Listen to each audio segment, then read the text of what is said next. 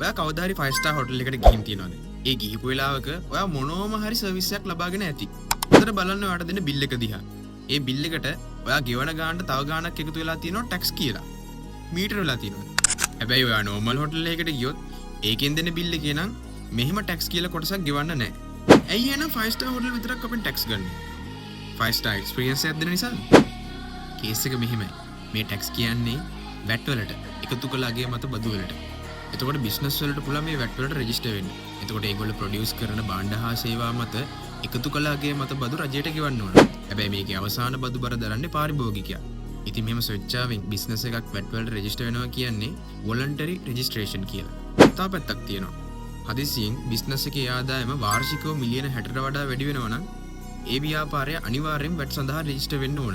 ඒකට කියන්නේ මැන්ඩටරි රෙජිස්ට්‍රේෂන් කියලා. එතකොට මේ මිලියන 60 කියන ගාන වෙනස් වෙන්න පුළුවන් ව්‍යාපාර ස්වභාව අනුව. එතකොට අපේ කතාවට එමු. සාමාන්‍යයෙන් 5 star hotel එකක් කියන්නේ වාර්ෂික ආදායම මිලියන 60ට වඩා වැඩි ඒවා තමයි. ඉතින් වාර්ෂික ආදායම මිලියන 60 ඉක්මනවා කියන්නේ ඒ ව්‍යාපාර වලට අනිවාර්යෙන් VAT එකට රෙජිස්ටර් වෙන්න ඕන. ඉතින් අපි මේ ව්‍යාපාර වල කස්ටමර්ස්ලා විදිහට අවසාන බදු ගෙවන්නා ලෙස ඒ VAT එක ගෙවන්න වෙන්නේ අපිට.